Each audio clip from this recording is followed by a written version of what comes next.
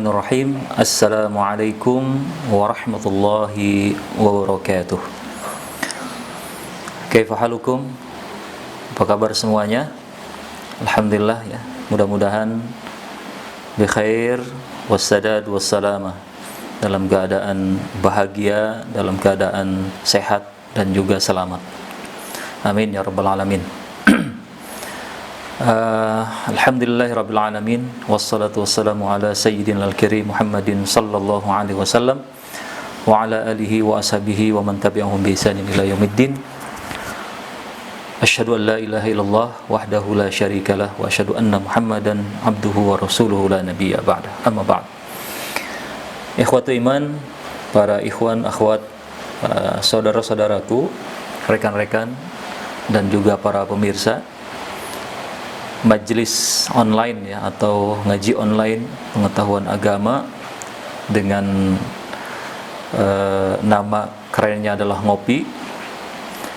Dan tema kita hari ini insyaallah berlabel Tahtaku Learning ataupun Tahsin Tahfidz Quran Learning.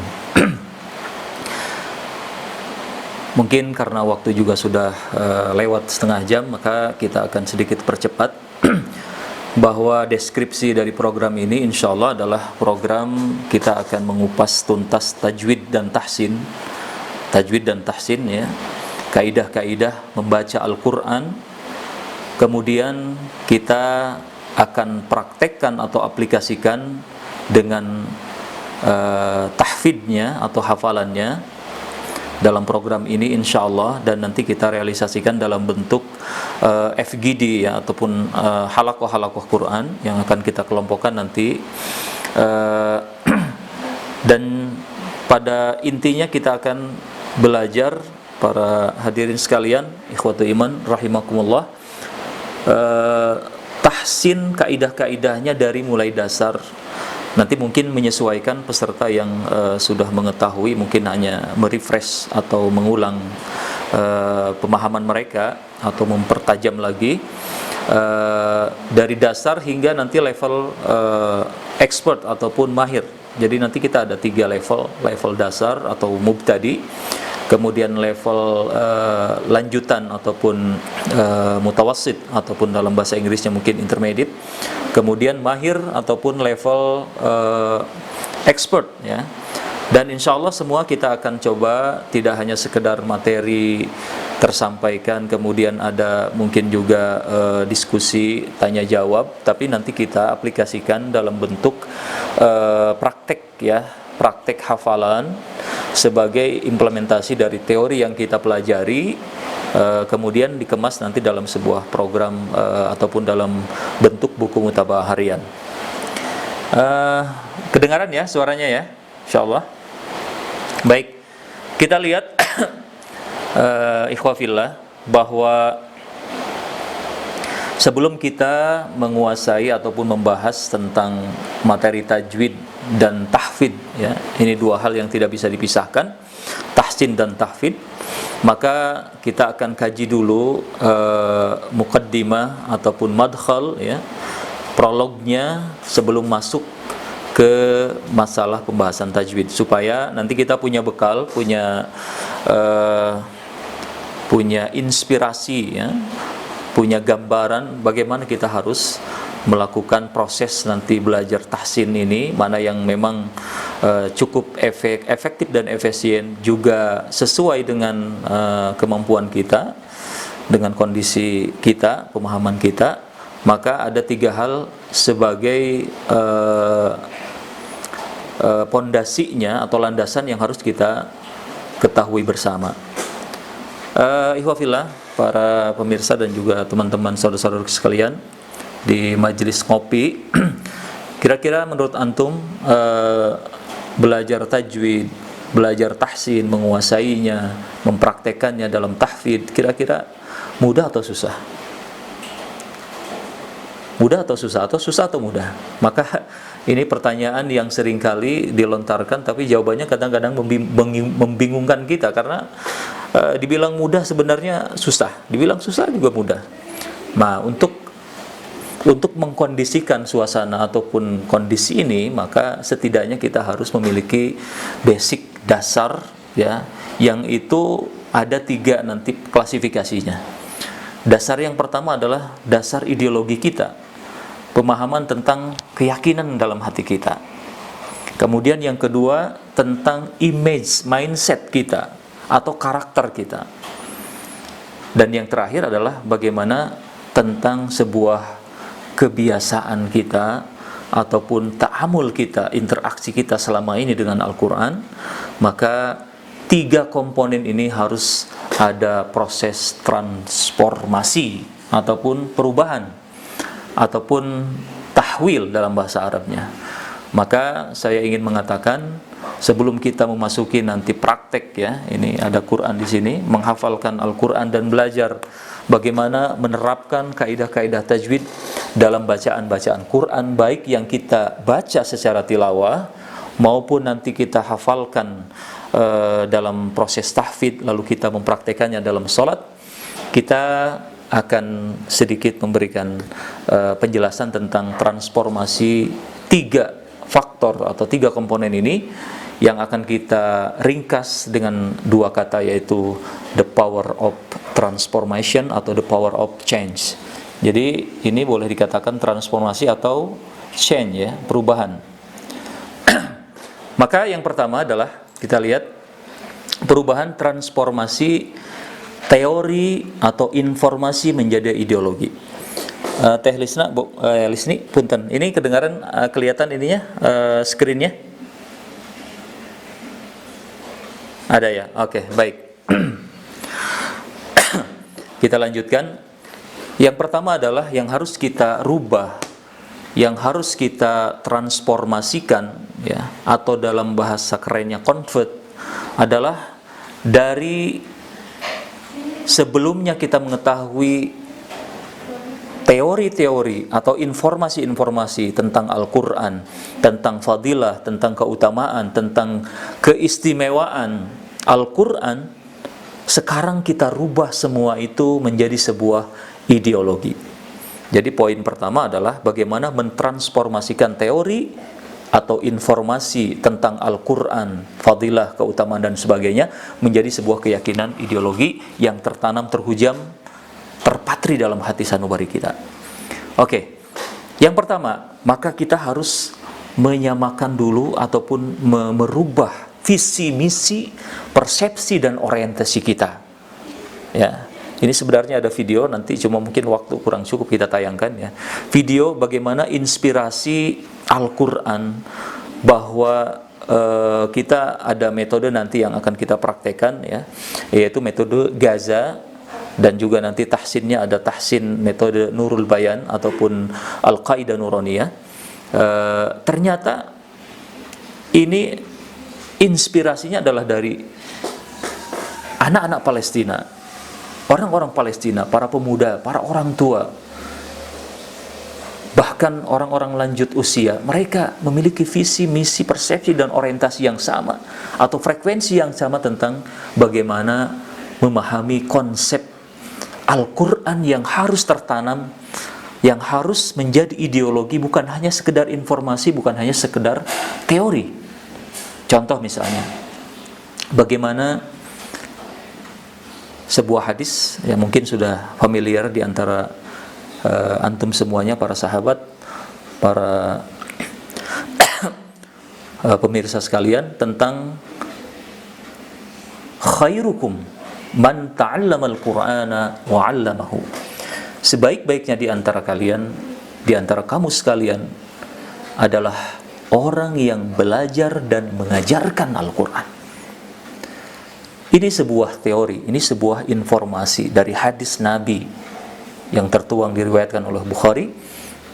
Kalau kita selintas hanya mengenal ini sebuah informasi, sudah sering kita dengarkan, bahkan sudah menjadi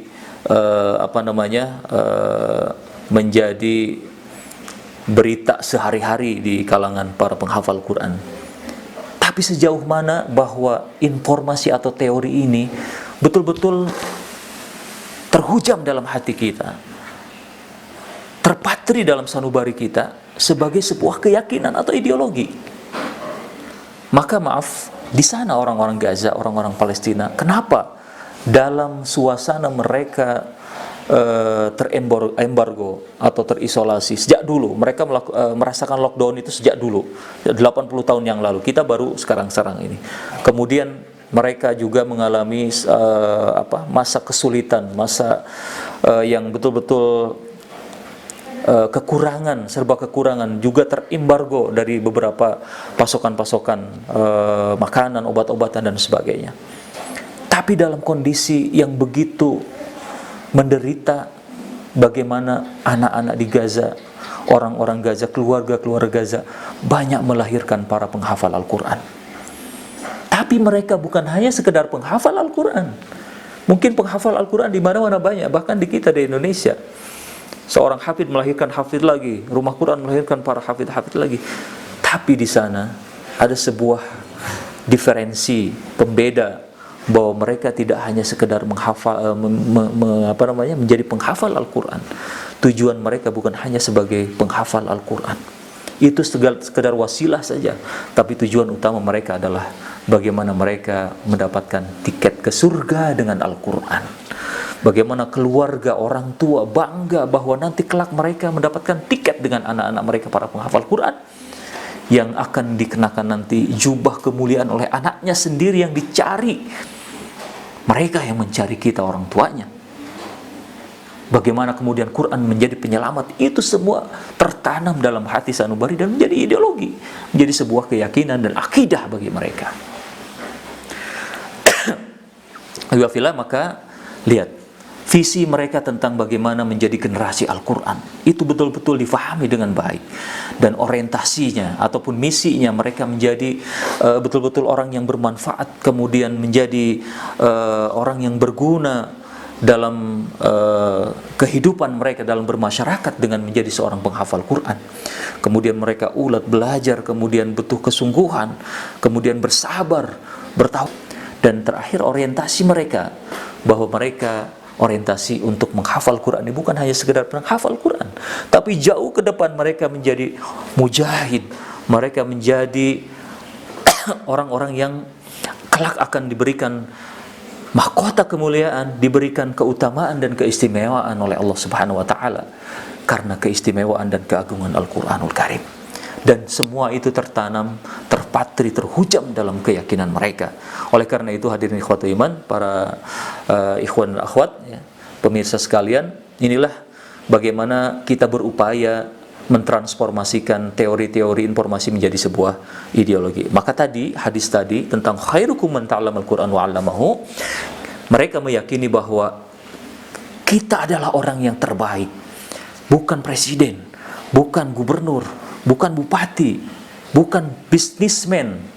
Yang mereka terbaik di sisi Allah, tapi adalah orang yang belajar, orang yang mengajarkan kembali Al-Quranul Karim.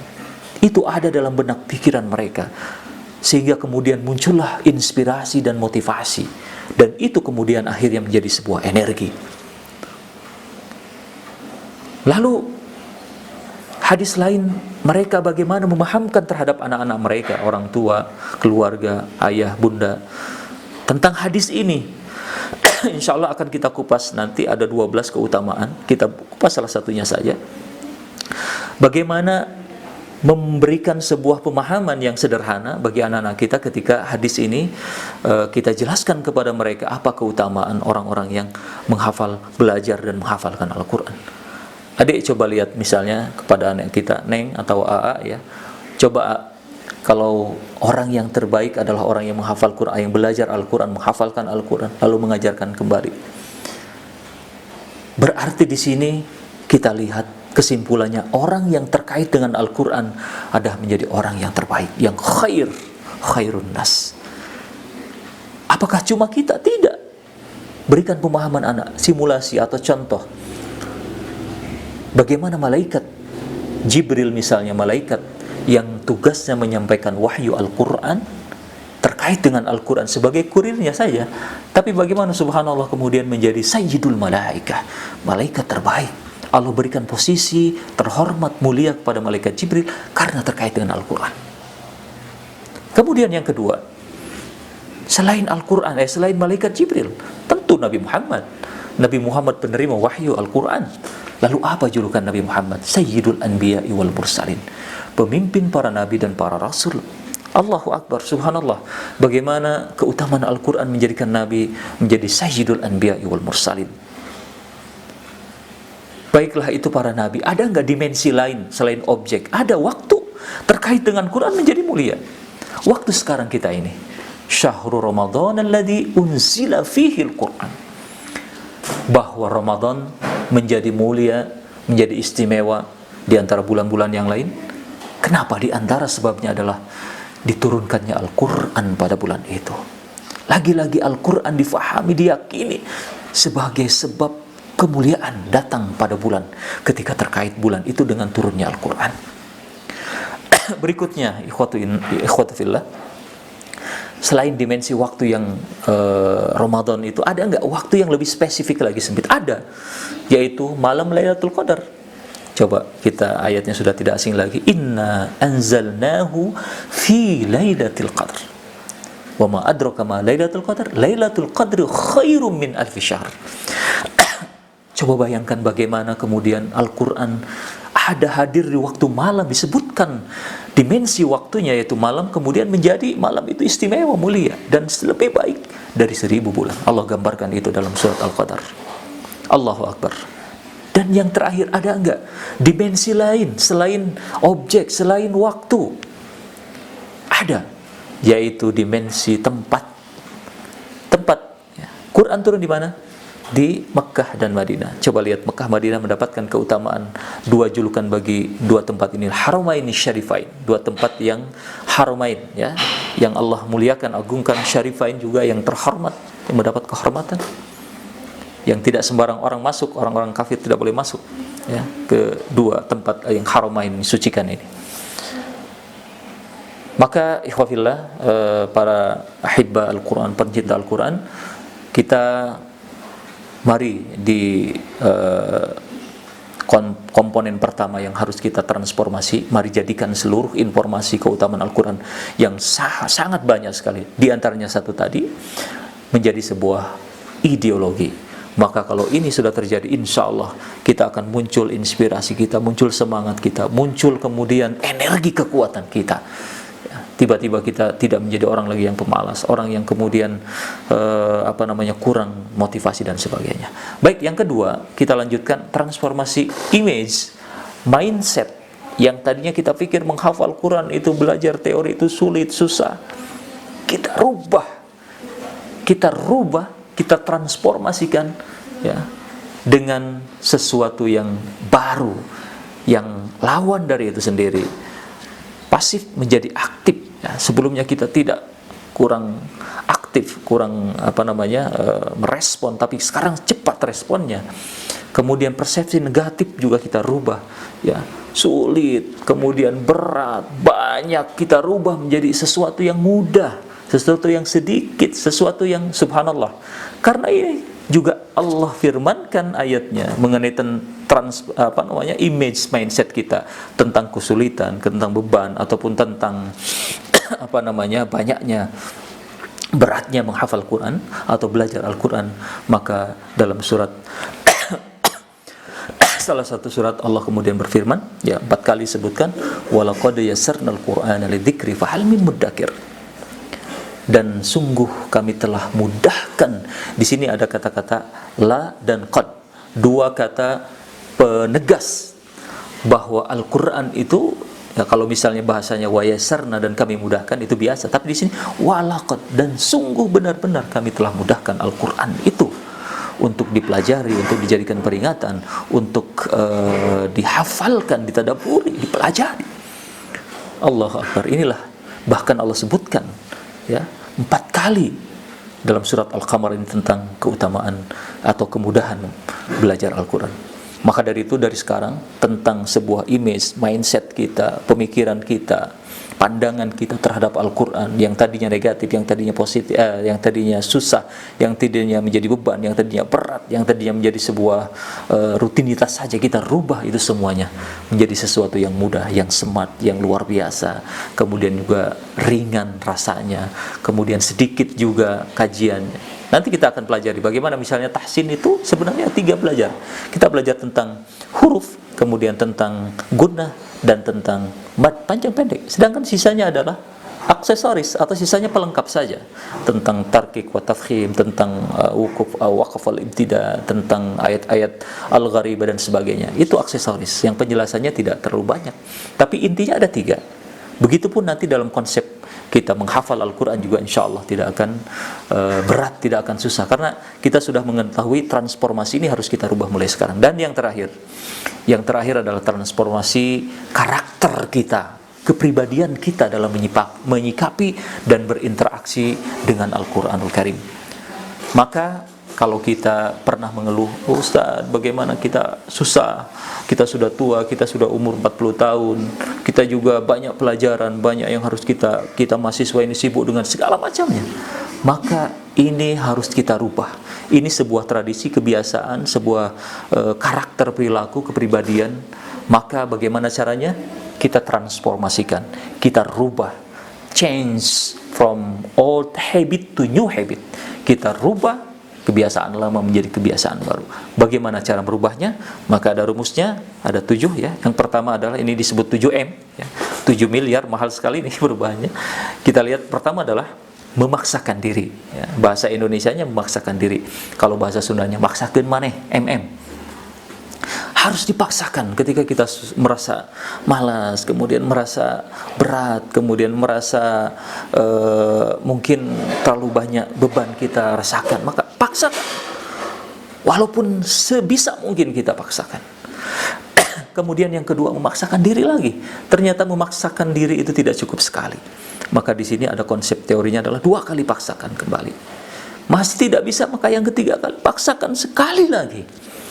Ini adalah sebuah ungkapan atau sebuah tanda bagaimana pemaksaan itu tidak cukup sampai 1 kali, 2 kali, 3 kali, bahkan kalau kurang paksa lagi sampai kemudian menjadi M yang keempat, yaitu menjadi kebiasaan. Kalau sudah menjadi kebiasaan, insya Allah kita akan merasakan ringan, merasakan biasa, merasakan tidak menjadi sebuah beban lagi. Apalagi kemudian menjadi M yang kelima, menjadi kebutuhan. Kita butuh, bagaikan kita makan, minum. Kalau sudah butuh pasti kita akan cari. Kalau kita tidak merasa mengkonsumsinya, bertaamul dengannya, maka ada sesuatu yang hilang, ada sesuatu yang kurang, ada sesuatu yang haus, yang lapar. Itu kalau sudah mencapai derajat yang kelima, menjadi kebutuhan. Ada tingkatan yang lebih tinggi lagi adalah menikmati kebiasaan. Ini yang ke-6 ya. Yang ke-6 itu menikmati kebiasaan. Allahu Akbar. Kalau sudah menikmati antum ya, walaupun misalnya dengan makan sederhana, sambal jeung naon teh lalap ya, asin peda, tapi ketika antum menikmati itu sebagai sebuah makanan spesial dan favorit, maka subhanallah antum akan merasa nikmat. Begitupun Al-Quran. Ya, kalau sudah menikmati, antum merasa sesuatu yang indah, yang menenangkan, sesuatu yang menyenangkan, sesuatu yang membahagiakan, maka itulah tanda kenikmatan antum bertamu dengan Al-Quran. Kemudian yang terakhir adalah menjiwai atau bersenyawa, bersatu. Allahu Akbar, ini tingkatan yang paling tinggi. Kenapa kemudian Rasulullah SAW dikatakan oleh Sayyidah Aisyah ketika para sahabat bertanya, bagaimana akhlak Rasulullah? Maka simpel Aisyah mengatakan, Sayyidah Aisyah, khuluquhu Al-Quran. Artinya Al-Quran adalah sebuah pengejawantahan dari perilaku Nabi Muhammad SAW. Bagaimana Quran dengan Nabi itu sudah menjiwa, sudah bersatu ya. Maka tadi ada informasi sebuah postingan teman saya mengatakan bahwa ada seorang namanya kalau nggak salah Sayyidah Ali ya, di Jordan atau di Turki maaf, di sebuah kampung Yadin itu dia lahir besar, kemudian menjadi seorang hafal Quran dan pengajar Al-Quran, sampai kemudian akhir hayatnya dalam genggaman Al-Quran. Al-Quran sedang ada di hadapannya dan dia meninggal dunia. Allahu Akbar. Orang yang ketika mendedikasikan hidupnya ataupun mewakafkan hidupnya untuk Al-Quran, maka bisa sampai derajat menjiwai dan akan bersama dengan Al-Quran sampai kemudian meninggal dunia. Allahumma irhamna bil Quran waj'alhu lana imaman wa nuran wa hudan wa rahmah. Allahumma dzakirna minhu ma nasina wa 'allimna minhu ma jahilna warzuqna tilawatahu ana al-lail wa atrafan nahar waj'alhu lana hujjatan ya rabbal alamin. Mungkin itu tiga yang harus kita rubah dari mulai sekarang kalau kita ingin menjadi para penghafal Al-Quran, ya, para pencinta Al-Quran, ashabul Quran, ahlul Quran. Maka ini sebenarnya ada kita 12 ya di sini kita tampilkan, ada 12 keutamaan Al-Quran. Insya Allah akan nanti dalam kesempatan berikutnya akan kita bahas sebagai madkhal untuk pelajaran tahfidz ya, atau motivasi. Dengan kesimpulan sekarang yang ingin kita sampaikan adalah bahwa kesimpulan dari 3 komponen apabila kita rubah, kita akan mendapatkan 3 juga komponen menjadi inspirasi atau mendapatkan inspirasi, mendapatkan motivasi, dan ketiga kita akan mendapatkan energi atau kekuatan. Mungkin iwafillah itu yang dapat disampaikan ya. Barangkali ada waktu, mohon maaf ini ininya kurang. Barangkali ada yang ingin ditanyakan, nanti saya kembalikan kepada MC ya, Teh Lisni. Walaupun nanti dalam pembahasan tahsin sebenarnya ingin ada prolog, kalau waktu memungkinkan nanti kita sampaikan. Yang penting pertemuan berikutnya kalau Allah menakdirkan masih kita bertemu, kita akan langsung masuk ke teori pembahasan tahsin ya, dengan juga beberapa bagan yang akan kita mudahkan persepsinya ataupun metodenya, supaya juga tidak terlalu banyak pertemuan kita ya. Mungkin bisa tahsin secara umum kita kuasai dalam 1 pertemuan saja insyaallah. Mungkin itu teh yang dapat disampaikan. Jazakumullah khair. Sementara waktu silakan nanti kalau ada pertanyaan ataupun ada waktu untuk diskusi, masih ada waktu, dipersilakan. Demikian, assalamualaikum warahmatullahi wabarakatuh.